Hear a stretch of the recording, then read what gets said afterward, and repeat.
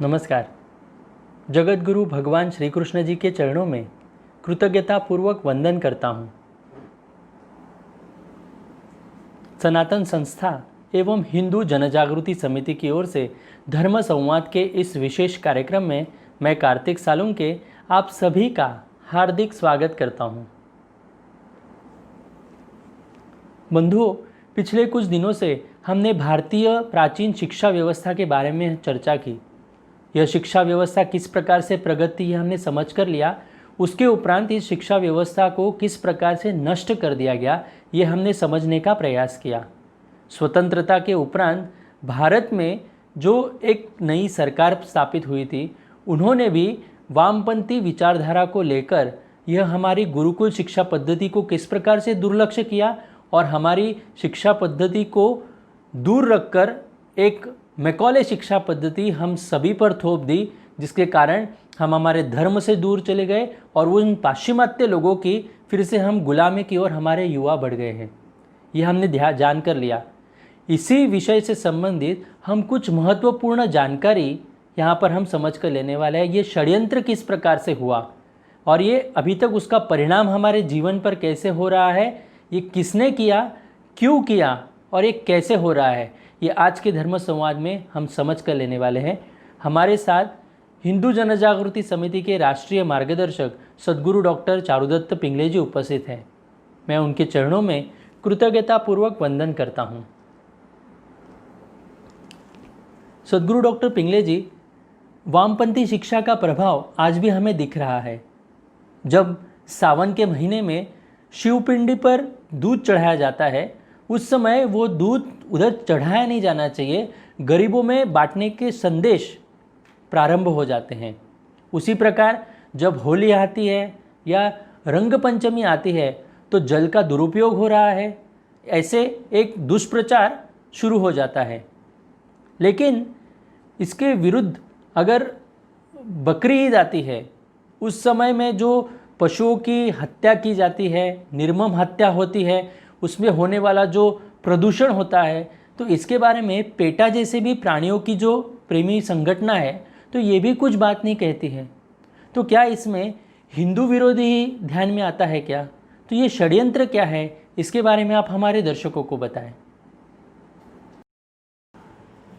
जी कार्तिक जी, भारत में जो ये वामपंथ की शिक्षा का जो प्रभाव है, उसका अगर हमें अनुमान लगाना है तो हिंदुओं के जब त्यौहार आते हैं, उस समय जो तथाकथित एनजीओज़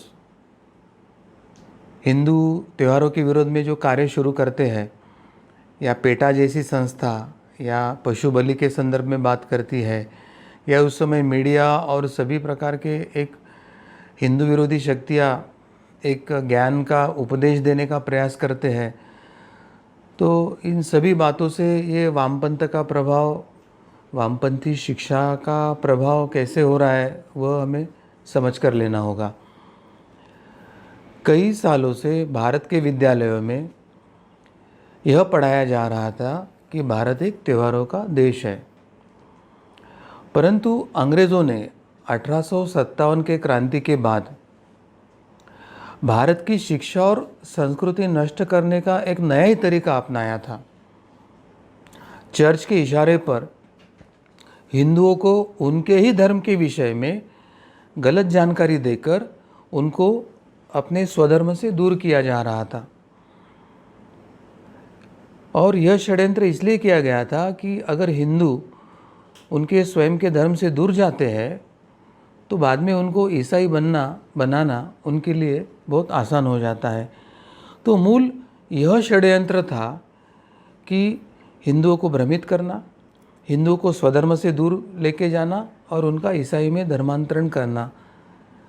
इसके चलते चलते भारत के त्योहारों को आज स्वतंत्र भारत में भी बुद्धिजीवी द्वारा जो बदनाम करने की और भारतीय त्यौहार या संस्कृति परंपरा को एक समाप्त करने की एक साजिश ही की जा रही है, ऐसे चित्र हमें प्रतिदिन देखने को मिलता है।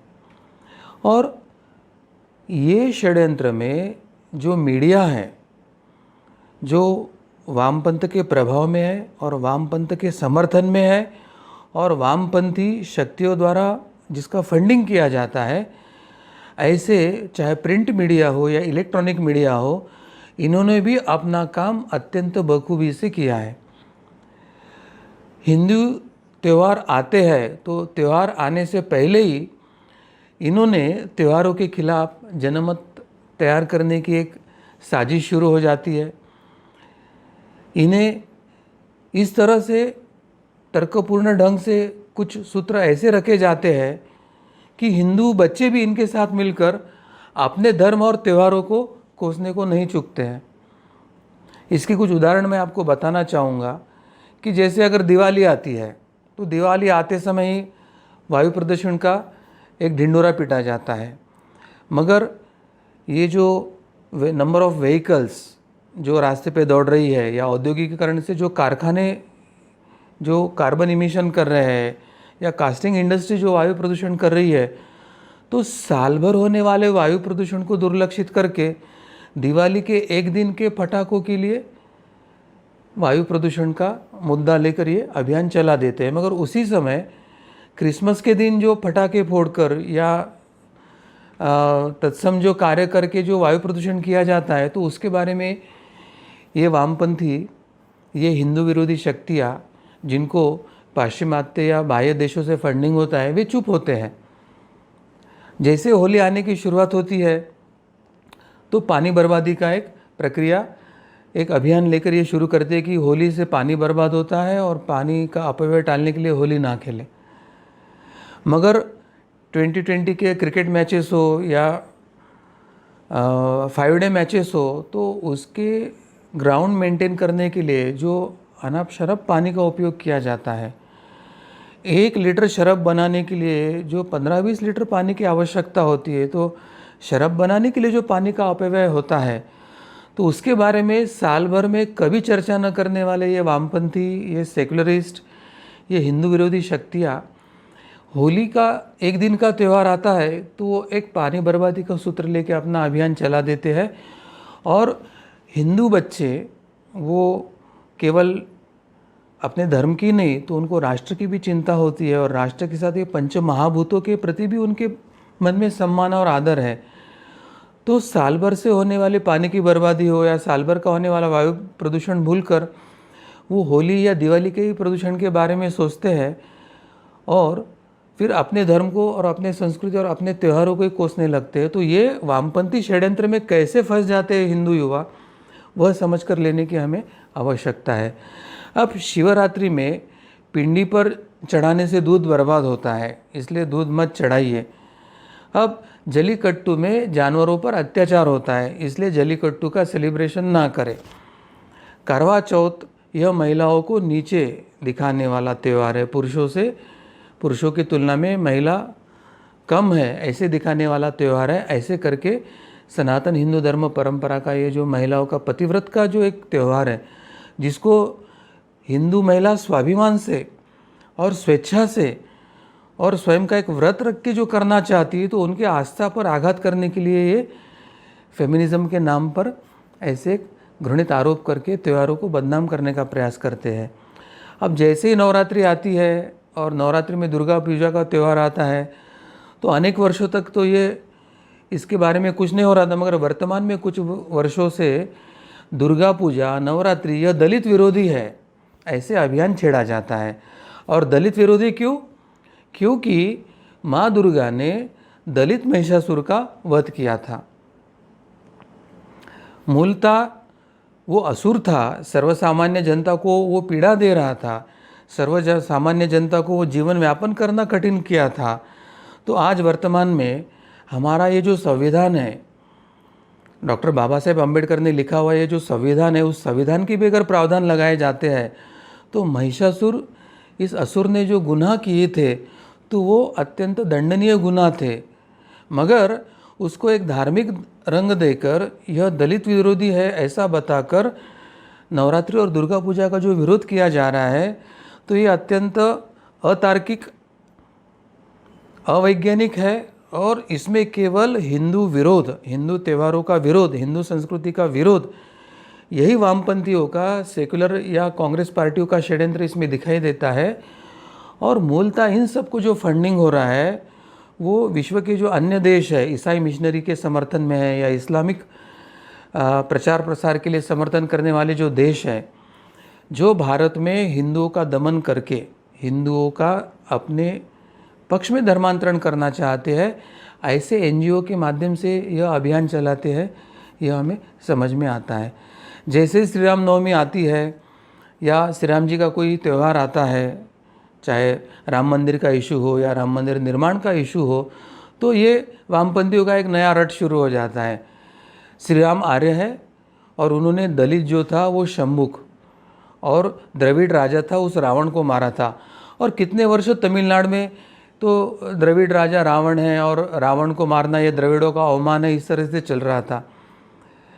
उसमें एक डॉक्टर सुब्रमण्यम स्वामी उनका एक व्यक्तिगत अनुभव बताते हैं, शायद वो एक प्रतीकात्मक भी हो सकता है, कि उन्होंने कहा कि मैं तो जाके मुख्यमंत्री करुणानिधि को मिला और उनको पूछा कि आपको किसने बताया कि ये रावण द्रविड़ है। तो उसने कहा वो दक्षिण का है, वो द्रविड़ है और वो श्रीलंका का राजा था।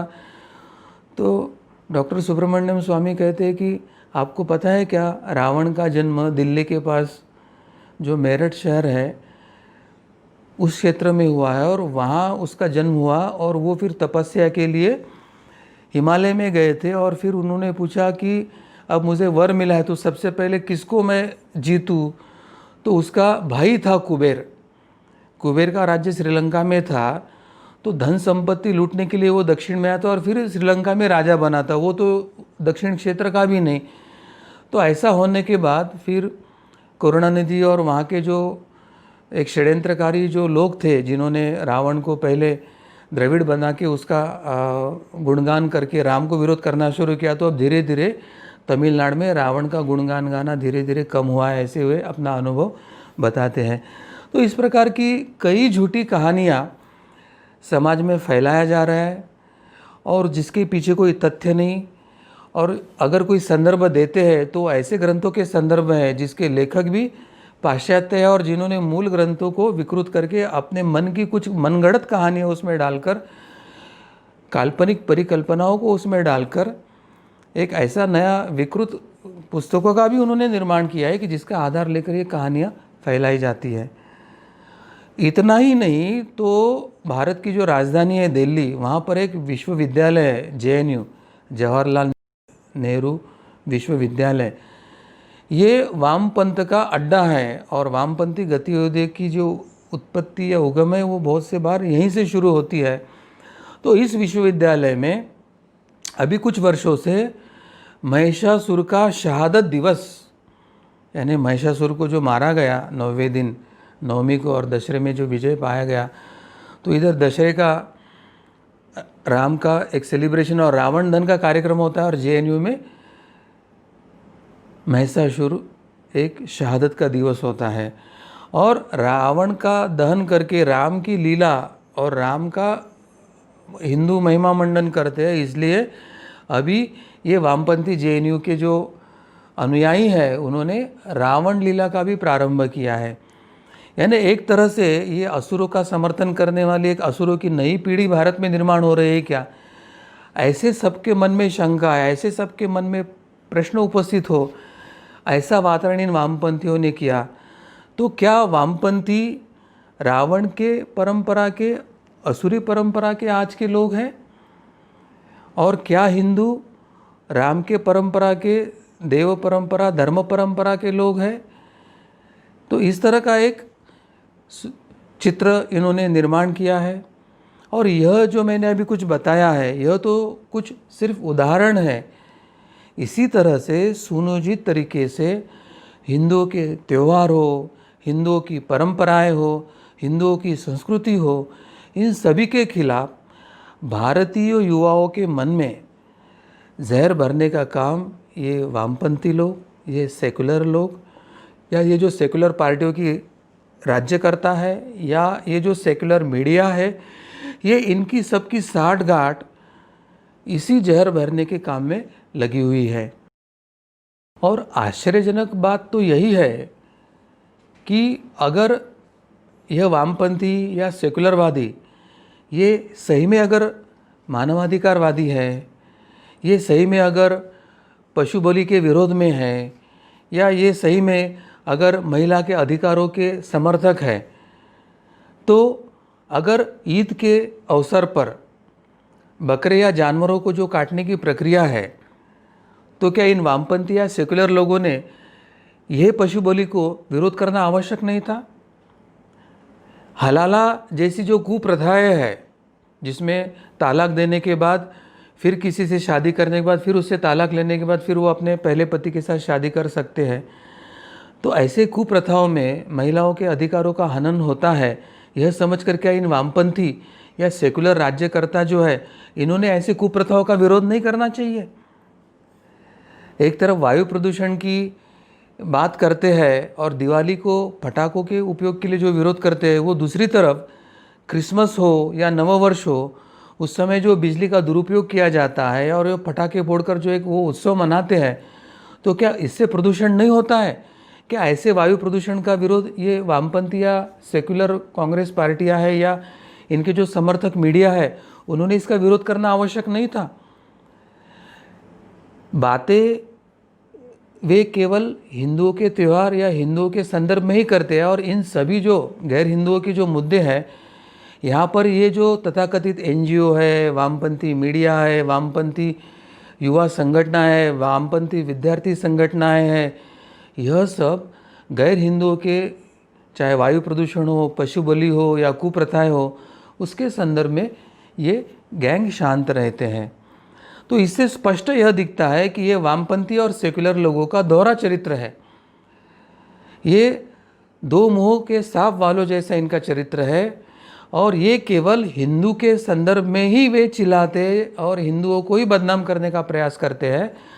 तो गैर हिंदुओं की वही जो बातें हैं, चाहे वायु प्रदूषण से निगड़ित हो, स्त्री के अधिकार से निगड़ित हो या पशु बलि के संदर्भ में हो, वहाँ पे वो चुप रहते हैं। यानी वामपंथ यानी हिंदू विरोध, वामपंथ यानी इस्लाम ख्रिस्ती या गैर हिंदुओं का समर्थन, ऐसी एक नई व्याख्या वामपंथियों ने भारत में प्रस्तावित किया है। और इसका कारण शायद यही होगा क्योंकि इन लोगों को दूसरे मज़हबों से या विदेशों से जो धन या विदेशी फंडिंग हो रहा है, वह एक कारण है, और दूसरा है कि नेहरू के छायाचित्र में वामपंथी शिक्षाविद और इतिहासकारों ने जो शिक्षा में एक मैकलो प्रणीत परिवर्तन करके एक झूठा इतिहास सिखाकर जो एक असर भारत के पीढ़ी पर हुआ है, वो वामपंथी शिक्षा का असर, यह दो ही कारण इसके लिए है ऐसे लगता है। और इसलिए ये जो मैकलो प्रणीत शिक्षा जो वामपंथ के छायाचित्र में और नेहरू के राजाश्रय से भारत में शुरू हुई है, उसमें आमूलाग्र परिवर्तन करके सबसे पहले यह अपप्रवृत्ति वामपंथ का जो जड़ है या सेकुलर वामपंथीवादियों की जो भारत विरोधी हिंदू विरोधी नीतियों की जो जड़ है, उसको उखाड़ कर फेंक कर एक भारत के नवनिर्माण की प्रक्रिया शुरू करने की आवश्यकता है, ऐसे मुझे लगता है। कार्तिक जी। जी सद्गुरु डॉक्टर पिंगले जी, आपने अत्यंत महत्वपूर्ण बातें हमें यहाँ पर बताई हैं। मैं सभी दर्शकों को ये बताना चाहूँगा कि ये विषय समझकर लेने की बात है। जब हिंदुओं के त्यौहार आते हैं, उत्सव आते हैं, उसी समय में किस प्रकार से गलत प्रचार किया जा रहा है और हिंदुओं के त्यौहार कैसे पिछड़े हैं, कैसे प्रदूषण करते हैं, उसका कैसे प्रकृति से उसका कोई तालमेल नहीं है, यही बात बार बार जिक्र किया जाता है। इसके बारे में दुष्प्रचार किया जा रहा है। यह हमें समझकर लेने की आवश्यकता है, क्योंकि इसी के कारण आज हमारे जो युवा है उनके मन से हिंदुत्व, हिंदू धर्म, सनातन पद्धति, हमारी संस्कृति के बारे में मन में घृणा उत्पन्न हो रही है। ये हमें समझकर लेने की बात है। और ये किस प्रकार से षड्यंत्रपूर्वक ये प्रचार किया जा रहा है, ये आपको अभी ध्यान में आया होगा। मैं सद्गुरु डॉक्टर पिंगले जी आपसे पूछना चाहूँगा कि आपने अभी विषय रखते समय जेएनयू का नाम लिया, तो इसमें आजकल वामपंथियों का अड्डा ही बन गया है ये जेएनयू। तो वहाँ पर अनेक हिंदू विरोधी तथा राष्ट्र विरोधी गतिविधियाँ दिखाई देती है। एक विश्वविद्यालय में अध्ययन छोड़कर यह विचारधारा का प्रचार कार्य क्यों होता है, इसके बारे में आप हमारे दर्शकों को बताएं। जी कार्तिक जी, आपने सही शब्द का प्रयोग किया। ये वामपंथियों का अड्डा, और अगर सुधारित वक्त में कहना है तो एक वामपंथी जहर का फैलाव करने वाला अड्डा, ऐसे अगर जेएनयू को कहा जाए तो इसमें कोई अवास्तविकता होगी ऐसे मुझे नहीं लगता है।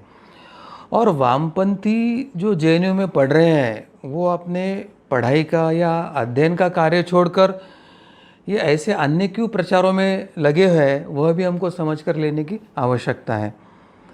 अब जवाहरलाल नेहरू के विश्वविद्यालय में अन्य सभी जो विभाग है उसमें बहुत ज़्यादा कुछ विवाद नहीं रहता है, परंतु विशेषकर जो राजनीति विज्ञान तथा समाज विज्ञान के जो विभाग है, इन विभागों पर वामपंथी विचारों का तथा इनके द्वारा निर्माण किया विवादों का एक तरह से ये दो विभाग गढ़ बन चुके हैं, यह हमें समझने की आवश्यकता है। जेएनयू की स्थापना भारत के पहले प्रधानमंत्री जवाहरलाल नेहरू, जो एक स्वयं वामपंथी समर्थक थे, एक सोवियत पंथी यानी सोवियत संघ पर बड़े प्रेम करने वाले और उनकी सभी जो राजनीतिक इकाइयाँ है वो भारत में स्थापित करने के प्रयास करने वाले ये प्रधानमंत्री थे। तो उन्हीं के नाम पर ये विश्वविद्यालय बना और यही वामपंथियों का अड्डा आज भारत में सब तरफ जहर फैल रहा है। इस विश्वविद्यालय की स्थापना 22 अप्रैल 1969 में भारत में, जो हमारी राजधानी का शहर है वह दिल्ली में हुआ था। अभी तक पिछले 5 दशकों में इस विश्वविद्यालय की राजनीति पर, यानी जो विद्यार्थियों की राजनीति होती है विश्वविद्यालय में, वहाँ पर वामपंथ का ही आधिपत्य रहा है। ऐसा नहीं है कि 2014 में एक गैर वामपंथी सरकार आने के बाद ही जेएनयू का माहौल बदला और उन्होंने एक बड़ा आंदोलन खड़ा किया या कुछ अभियान चलाए या एक दिल्ली को अस्थिर और अशांत या जेएनयू के विश्वविद्यालय के वातावरण को अस्थिर और अशांत बनाने का प्रयास किया गया, ऐसा बिल्कुल नहीं है। 2014 में ये जो गैर सेक्युलर, गैर वामपंथी एक हिंदू विचारधारा की समर्थक सरकार आई थी, उसके पहले भी जेएनयू अनेक बार विवादों का स्थल बना हुआ है। वामपंथियों ने राजनीति के लिए जेएनयू में एक जानबूझकर, सोच समझकर हिंसा का वातावरण निर्माण किया गया है, ऐसे परिस्थिति है हमें ध्यान में आता है। 1983 में जब भारत में कांग्रेस का शासन था, श्रीमती इंदिरा गांधी प्रधानमंत्री थी, उस समय यह राजनीति जो है जेएनयू के कैंपस में इस कदर हिंसक और इस कदर बेकाबू हो गई थी कि सरकार को ये जेएनयू यूनिवर्सिटी पूरे 1 वर्ष के लिए बंद करना पड़ा था और सभी हॉस्टलों को जबरन खाली करा कर विद्यार्थियों को जबरन घर को भेजना पड़ा था, ताकि विश्वविद्यालय में ये जो हिंसा हो रही है उसको कहीं नियंत्रित करे और विश्वविद्यालय के वातावरण को और परे दिल्ली या देश के वातावरण को शांत करा सके। जेएनयू के अगर इतिहास पर हम नज़र डालें तो वामपंथी प्राध्यापकों के समर्थन में छात्रों द्वारा जो की जाने वाली हिंदू विरोधी और राष्ट्र विरोधी गतिविधियां हैं उसको हम समझ सकते हैं। इसमें सबसे पहला प्रसंग है 1975 से लेकर 77 तक का। वर्ष 75 से 77 तक जब देश में श्रीमती इंदिरा गांधी ने आपातकाल लगाया था और जब पूरा देश इस देश में लागू की हुई आपातकाल तथा सरकार की तानाशाही का विरोध कर रहा था, उस समय जेएनयू में सरकार की वाह हो रही थी। यानी वामपंथ यानी लिबरलिज्म, वामपंथ यानी एक मुक्त विचार, वामपंथ यानी सरकार का नियंत्रण नहीं, वामपंथ यानी क्या क्या क्या क्या क्या उनके लिए विशेषण लगाए जाते हैं। मगर जो आपातकाल जिसमें पूरा देश उसकी आलोचना कर रहा था, तो वामपंथी ये जेएनयू के विद्यार्थी आपातकाल और सरकार की वाह कर रहे थे। तो इसमें उनकी जो तानाशाही वृत्ति है, मार्क्स या लेनिन या कम्युनिस्ट विचारधारा की जो एक हिंसक और तानाशाही वृत्ति है वही समर्थन में से प्रकट हुई है, ऐसे हमें समझने की आवश्यकता है। क्योंकि ये आपातकाल लागू करने के समय तब की जो प्रमुख वामपंथी पार्टी थी, उन पार्टियों ने भी इस आपातकाल का समर्थन किया था। जेएनयू में ये वामपंथी विद्यार्थी संगठनों ने सरकार की और आपातकाल की वाहवाह इसलिए किया था क्योंकि तब की जो प्रमुख वामपंथी पार्टी थी उसने खुलकर आपातकाल का और श्रीमती गांधी का समर्थन किया था। और केवल वाहवाह करके रुके नहीं, तो उस दौर में जो मानवाधिकार उल्लंघन के जो अनेक बातें हुई जिसमें उनमें भी उन्होंने हिस्सा लिया था। तो इस प्रकार ये वामपंथी कैसे आपातकाल और तानाशाह का समर्थक है वही हमें समझ में आते हैं। अब दूसरी जो घटना है वो वर्ष 2000 में हुई थी। जेएनयू में वामपंथी संगठनों द्वारा वर्ष 2000 में एक मुशायरा आयोजित किया था और इस मुशायरा में उन्होंने पाकिस्तान से भी शायरों को बुलाया था। प्रत्यक्ष में अब यह भारत का कार्यक्रम है, भारत के विश्वविद्यालय कार्यक्रम था, तो पाकिस्तान के शायरों की वहाँ कुछ आवश्यकता नहीं थी। परंतु वामपंथी, उनका इस्लाम प्रेम है, उनका मिशनरियों से प्रेम है, तो उन्होंने पाकिस्तान की भी शायरों को इसमें बुलाया था। अब ये जो पाकिस्तान से शायर आए थे उन्होंने खुलकर भारत और पाकिस्तान के संबंधों में कुछ शायरी किया और इन शायरी में उन्होंने भारत को बुरा और पाकिस्तान को अच्छा बताने वाले कुछ नज़में या कुछ कवालियाँ हो सकती है या कुछ गाने उन्होंने गाए थे।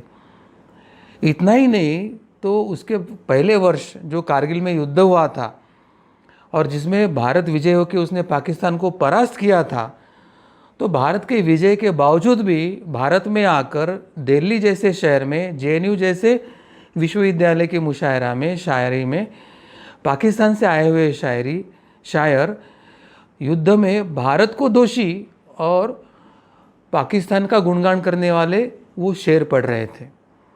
यानी कितना बड़ा देशद्रोह ये जेएनयू के वामपंथी विद्यार्थी संगठन कर रहे थे और ये कितनी बड़ी भारत की शोकांतिका है, ये हमें समझने की आवश्यकता है। अब खुले सभागार में दर्शकों के सामने यह भारत का दोषपूर्ण और भारत को गलत बताने की प्रक्रिया चल रही, पाकिस्तान की गुणगान और महिमा मंडन चल रहा है। तो उस सभागार के दर्शकों में 2 भारतीय सैनिक बैठे थे जो स्वयं छुट्टी पर आए हुए थे, परंतु वे कारगिल के युद्ध उन्होंने खुद लड़ा था। कारगिल के युद्ध में वे भारत की तरफ से उन्होंने हिस्सा लिया था।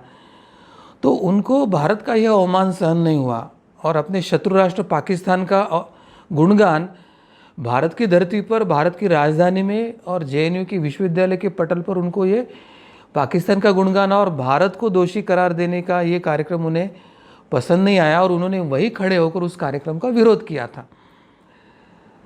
हमें लगता है कश्मीर में ही पत्थरबाजी होती है और सेना को प्रताड़ित किया जाता है, मगर वर्ष 2000 में जब इन 2 सैनिकों ने उन पाकिस्तानी शायरों का भारत को दोषी करार देने पर विरोध किया गया, तो जेएनयू के ये जो वामपंथी है, जो दिखाने को तो हम भारत के बता रहे हैं मगर जो पाकिस्तान प्रेमी है, इस्लाम प्रेमी है, ये देशद्रोही वामपंथी विद्यार्थियों ने उन दोनों सैनिकों को घेरा, उनको पीटा, उनको अधमरा किया और उनको उठाकर मुख्य गेट के बाहर फेंक दिया।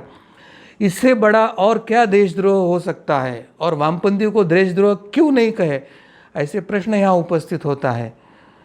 और इस घटना का वृत्तांत जब मेजर जनरल खंडूरी ने भारत के संसद में सुनाया, तब उस वक्त भी जेएनयू में दी जा रही जो राजनीतिक शिक्षा थी उस पर देश में प्रश्न उठे थे, मगर कोई सेकुलर, कोई वामपंथी और कोई सरकार ने, कोई राजनीतिज्ञों ने इन पर देशद्रोह का मुकदमा चलना चाहिए, उनको शिक्षा होनी चाहिए, वामपंथ को भारत से हटाना चाहिए, वामपंथी शिक्षा में परिवर्तन करना चाहिए, ऐसे कोई कदम नहीं उठाया और भारत का नुकसान जारी रहा। अब जो तीसरी घटना है वो वर्ष 2005 में हुई। उस समय तात्कालिक जो भारत के प्रधानमंत्री थे मनमोहन सिंह, उनका जेएनयू में आगमन होने वाला था और उस आगमन पर वहाँ पर विवाद हुआ था। उसकी परिणति वामपंथी संगठनों द्वारा उन्हें काले झंडे दिखाकर की थी, मगर उसने उसके आगे जाकर उस काले झंडे दिखाने की प्रक्रिया के बाद वहाँ पर हिंसा वहाँ पर प्रारंभ हो गई। यानी इनको केवल निमित्त चाहिए, वे भारत के विरोध में नारे लगाते हैं, भारत के विरोध में कार्य करते हैं, हिंसा करते हैं। तो अत्यंत हिंसा समर्थक वामपंथों को भारत में जो एक तरफ गांधी और अहिंसा का नाम लेकर भारत के मौलिक गुण बताए जाते हैं, तो वामपंथों को बढ़ावा भारत में कैसे मिल रहा है, इनके हिंसा और हिंसात्मक और तानाशाही वृत्ति का भारत में समर्थन कैसे हो रहा है, इसका अभ्यास और शोध करने की आवश्यकता है, ऐसे मुझे लगता है।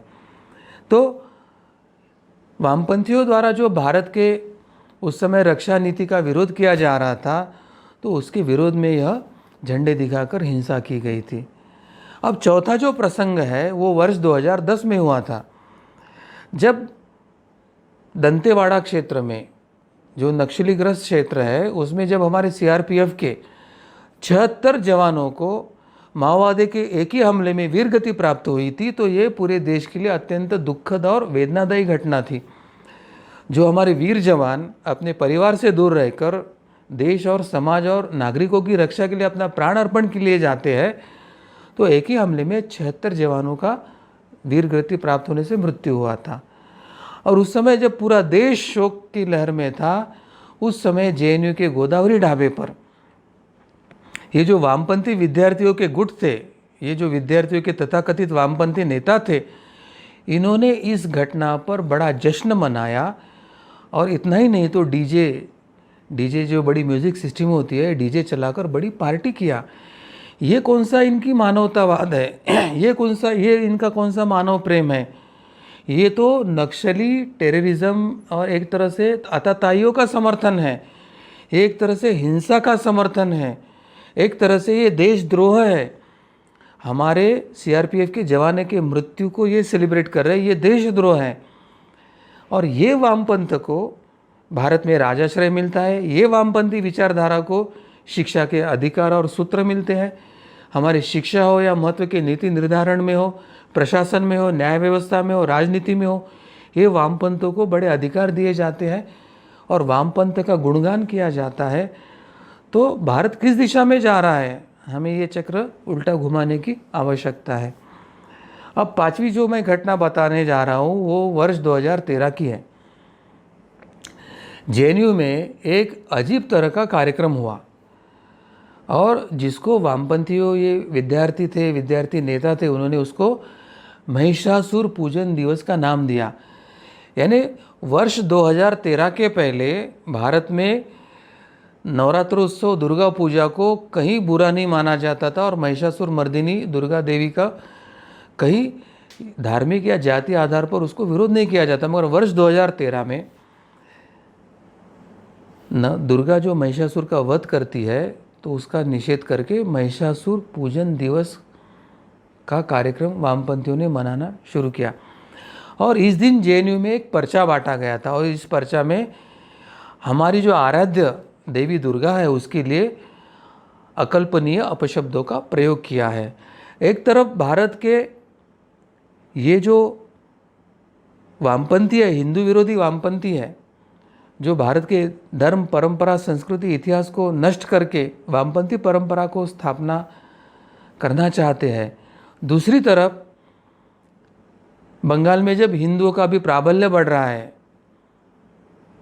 और हिंदू विचारों की एक लहर जागृत हो रही है, तो चीनी दूतावास ने बंगाली लोगों को दुर्गा उत्सव मनाने के लिए आर्थिक सहयोग भी दिया था। यानी एक तरह से दुर्गा माँ का गुणगान चीनी वामपंथी करना शुरू कर दिया।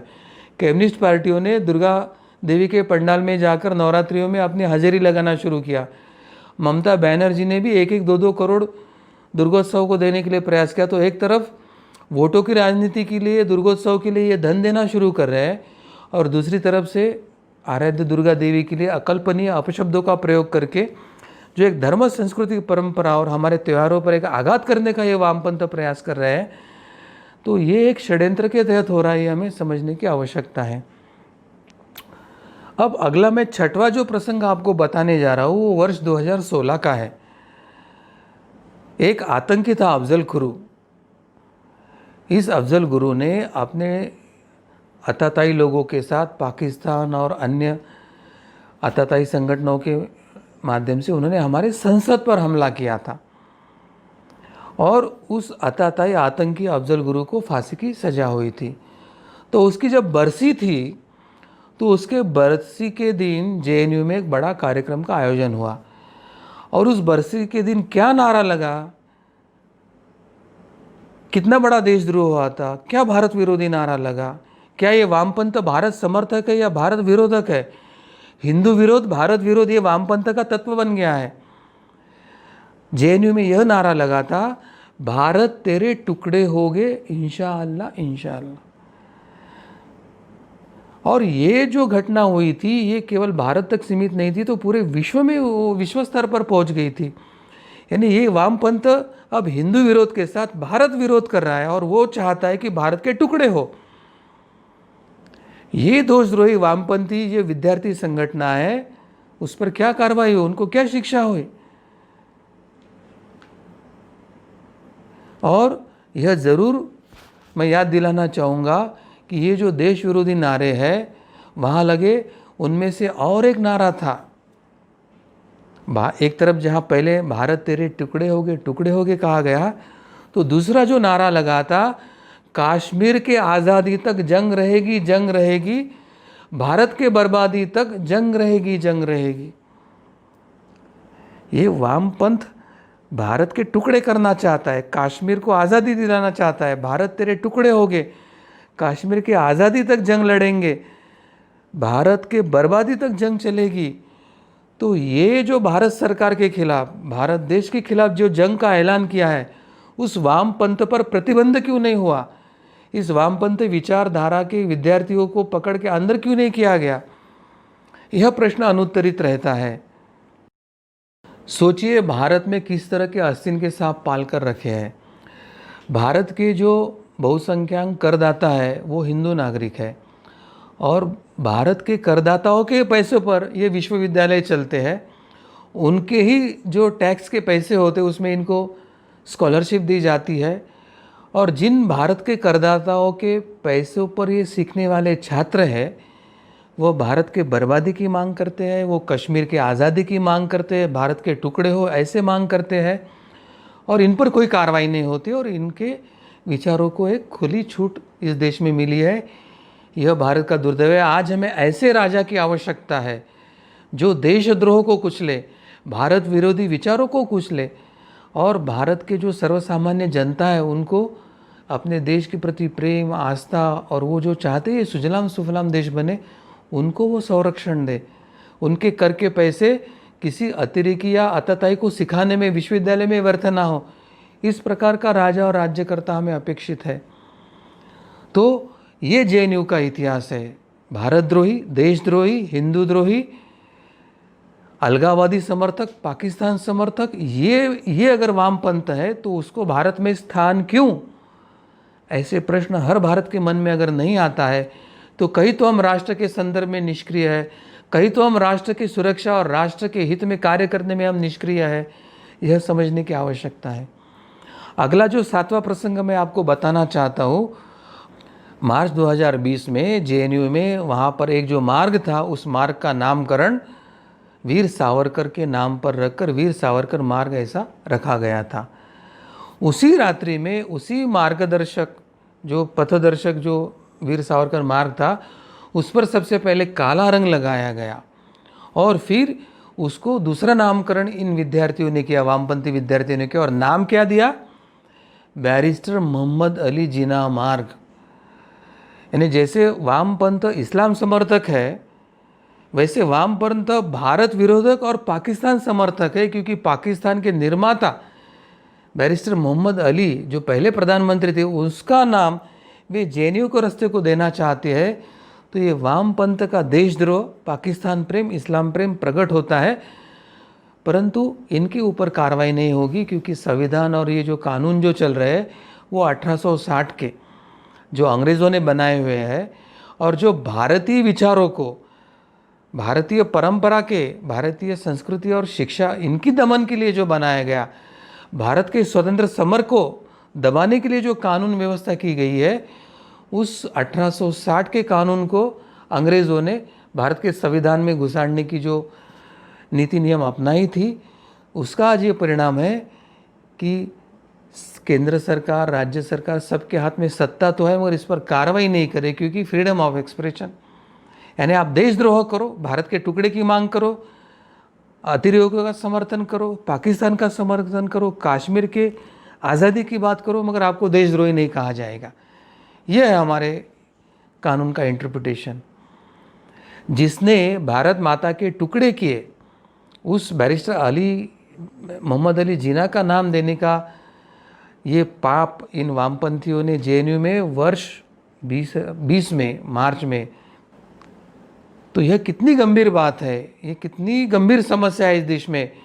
ये वामपंथ नाम का जो वायरस है, सेकुलर वामपंथ या ये जो प्रोग्रेसिव या ये जो सो कॉल्ड ये जो है, ये जो वायरस है, ये भारत को कैसे बीमार कर रहा है, भारत को कैसे वो अंदर से खंगाल रहा है, इसके कुछ उदाहरण मैंने आपके सामने रखा है।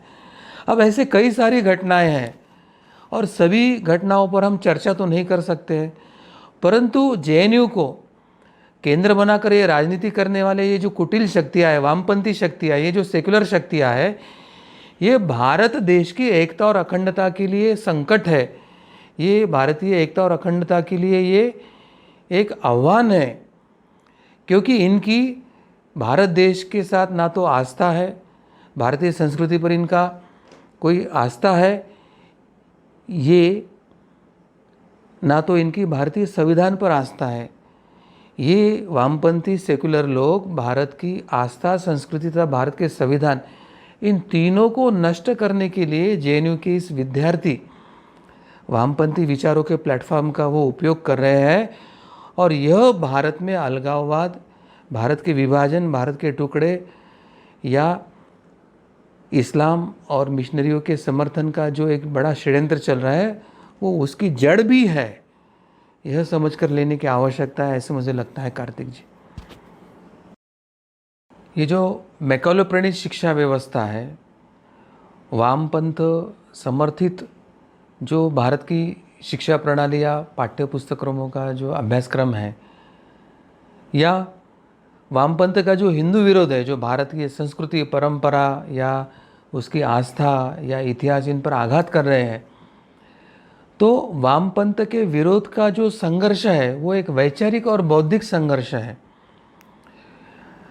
उन्होंने जो विचारों का प्रदूषण या एक बौद्धिक प्रदूषण करके एक भ्रम समाज में फैलाया है, उस भ्रम का प्रतिवाद केवल ज्ञान शक्ति से करके हमारे युवक या भारतीय नागरिकों को मन में ये जो वामपंथ का जो कीड़ा घुस गया है, जो वैचारिक प्रदूषण कर रहा है, उसको स्वच्छ करके उनका मन बुद्धि स्वच्छ नहीं करते, तब तक इस वामपंथी विचारों के साथ हम विजय नहीं पा सकते। और इसलिए हिंदू जन जागृति समिति ने बार बार ये जो ऐसे गलत प्रसंग हो रहे हैं उसके संदर्भ में एक जन आंदोलन खड़े किए।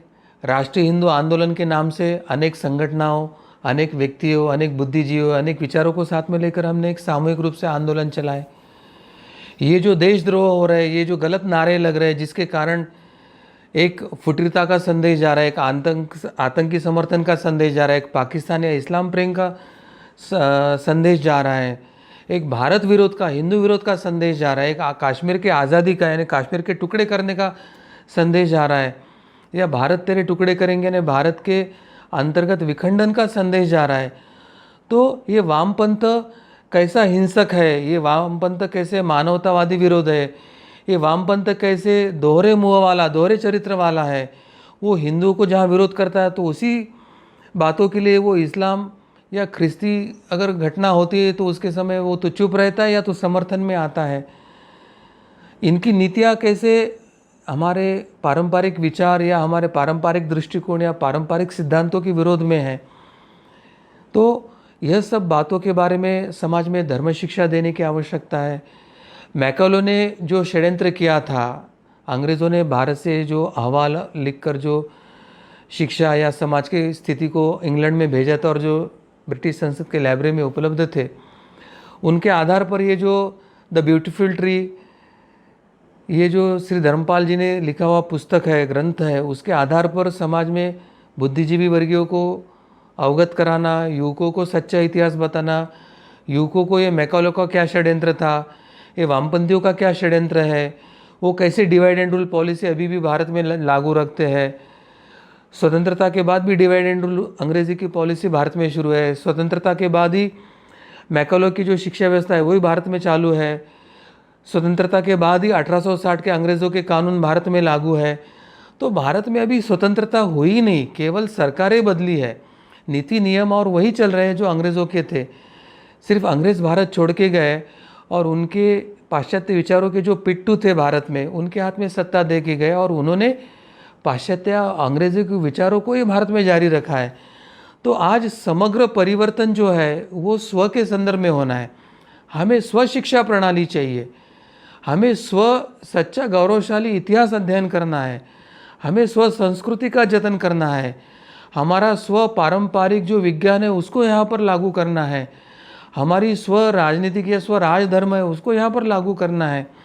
हमें धर्माधिष्ठित एक हिंदू राष्ट्र की यहाँ आवश्यकता है। अगर विश्व के ईसाई बहुल जनसंख्या वाले देश अगर स्वयं को ईसाई राष्ट्र कहते, सेकुलर होने के बाद भी वे अपने अपने ईसाई पंथ का अगर संरक्षण करते संवैधानिक तौर पर, अगर इस्लाम बहुसंख्यक जनसंख्या वाले देश स्वयं को इस्लामी राष्ट्र घोषित करते हैं और वो कुरान और इस्लाम धर्म को संरक्षित करते हैं, भारत का विभाजन धर्म पे होने के बाद भारत से अलग हुआ Pakistan Islamic Republic of Pakistan होता है और पाकिस्तान के दो टुकड़े होने के बाद उसमें इस्लामिक रिपब्लिक ऑफ बांग्लादेश अगर निर्माण होता है, तो हिंदू बहुसंख्यक जो जनसंख्या वाला देश भारत वो कैसे झूठा वामपंथी और झूठा सेकुलरवादी बन सकता है।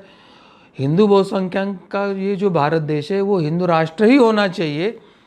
तो इस विचार को केंद्र बिंदु में रखकर हमें संगठित तौर पे, एक संवैधानिक तौर पर, एक कानूनी तौर पर, एक लोकतांत्रिक मार्ग से हमारा एक संगठित बल जो जनतंत्र में प्रभाव करता है, संगठित बल की जो प्रभाव जनतंत्र पे पड़ता है, ऐसे राजनीतिक पार्टियों को हमें बाध्य करना पड़ेगा कि अब हम भारत को हिंदू राष्ट्र घोषित करेंगे, आप हमारा समर्थन कीजिए। ऐसे विचार लेकर जब तक ये राजनीतिक पार्टियां सामने नहीं आती है तब तक हमें संगठित होकर अपना संघ शक्ति का बल बढ़ाकर सरकार पर निरंतर दबाव बढ़ाने की आवश्यकता है। ये झूठा वामपंथ, ये झूठा सेकुलरिज्म, इसका विरोध करने की आवश्यकता है। सेकुलरिज्म की व्याख्या क्या है, संसद ने अभी तक सेकुलरिज्म की व्याख्या क्यों नहीं किया, यह हमें सवाल सरकार को और राजनीतिक पार्टियों को पूछना पड़ेगा। और जिसकी कोई व्याख्या ही नहीं, जिसको अभी संसद ने डिफाइन नहीं किया है, ऐसे एक शब्द के बाजू में जो राजनीति चल रही है वो सेकुलर शब्द को इस संविधान से हटाओ। जिसको 1950 में डॉक्टर अंबेडकर हो या नेहरू हो या वल्लभ भाई पटेल है, जिन्होंने संविधान में स्वीकारा नहीं था, जिसको आपातकाल में 1976 में घुसाड़ा गया, अलोकतांत्रिक पद्धति से, असंवैधानिक पद्धति से घुसाड़ा गया था, उसको हटाना ज़रूरी है। और ये संवैधानिक जो हमें अमेंडमेंट है, ये परिवर्तन करने की जो आवश्यकता है, उसके लिए हमें एक बड़ा अभियान, जन अभियान, एक लोकतांत्रिक अभियान इस देश में खड़ा करने की आवश्यकता है। आइए आप सब हम मिलकर यह अभियान जारी रखेंगे और भारत को पुनश्च एक राम राज्य की तरह, अभी राम मंदिर का भी शिलान्यास का समय आ रहा है, राम जन्मभूमि भी अभी अभी मुक्त हुई है, तो अभी गांधी जी के स्वप्नों में जो राम राज्य था, जो कांग्रेस पार्टी का भी एक आदर्श है, उस राम राज्य के स्थापना के लिए अब हम सब मिलकर एक अभियान चलाएंगे। हम किसी राजनीतिक पार्टी से अपेक्षा न रखते हुए हम एक जन आंदोलन के माध्यम से राम राज्य की स्थापना का एक अभियान छेड़ेंगे और इसके माध्यम से हमें जो अपने कल्पना का जो राम राज्य है वह स्थापन करने के लिए हम अपना योगदान दें। चाहे वानर सेने वाला हो या चाहे गिलहरी वाला हो, हम योगदान ज़रूर देंगे। प्रभु श्री रामचंद्र जी की कृपा को प्राप्त होने का प्रयास करेंगे। और इसी विचारों के साथ मैं आज यहीं रुकना चाहूँगा। मैं मेरे वाणी को यही विराम देता हूँ। सभी को नमस्कार।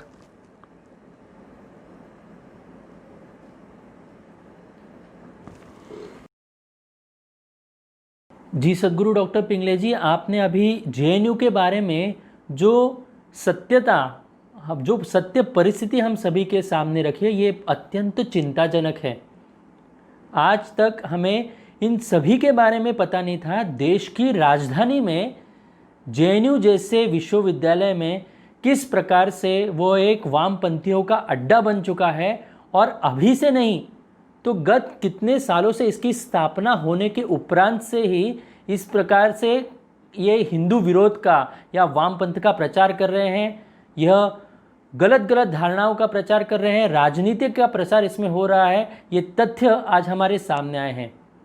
अभी जेएनयू में जो कुछ हो रहा है, तो पिछले 2-3 सालों से जो हो रहा है वो तो हमें सोशल मीडिया के माध्यम से पता होगा, परंतु ये तो शुरुआत से, जब से इसकी स्थापना हुई है तब से जेएनयू में इसी प्रकार की कार्रवाई और गतिविधियां हो रही है, और किस प्रकार से ये वामपंथियों का अड्डा है ये आज हमारे सामने आया है। मैं सभी दर्शकों से ये निवेदन करना चाहूँगा, ये जो सत्य जानकारी है ये अधिक से अधिक लोगों तक पहुँचाना है, उन्हें जागरूक करना है, यह हम सभी का कर्तव्य है।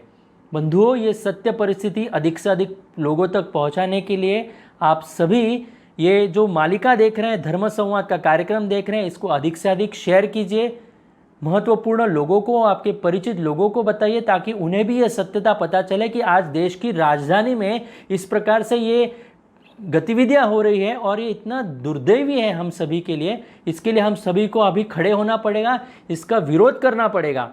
हिंदू जन जागृति समिति हो, सनातन संस्था हो, इसको संवैधानिक मार्ग से हम विरोध कर रहे हैं। आप भी इस कार्य में अवश्य सहभाग ले सकते हैं। मैं आग्रह करूंगा आपसे, यदि आप इस कार्य में जुड़ना चाहते हैं तो अपना नाम, अपना संपर्क क्रमांक तथा आप किस जिले से हैं वो आप अपने चैट बॉक्स में लिख कर दें। हम निश्चित रूप से आपसे संपर्क करेंगे। यह जो महत्वपूर्ण विषय आज हमने इस धर्म संवाद के कार्यक्रम से समझ कर लिया, हम कल भी ऐसे ही कुछ महत्वपूर्ण विषय और कुछ जानकारी के साथ आपके समक्ष आने वाले हैं। तो मैं सभी से अभी आज्ञा लेना चाहता हूं कि आज भगवान श्री कृष्ण जी की कृपा से ही यह महत्वपूर्ण विषय आज हम सभी को ध्यान में आए, इसलिए मैं संतों के चरणों में और भगवान श्री कृष्ण जी के चरणों में कृतज्ञता व्यक्त कर आज के इस धर्म संवाद को यहीं पर विराम देता हूँ। नमस्कार।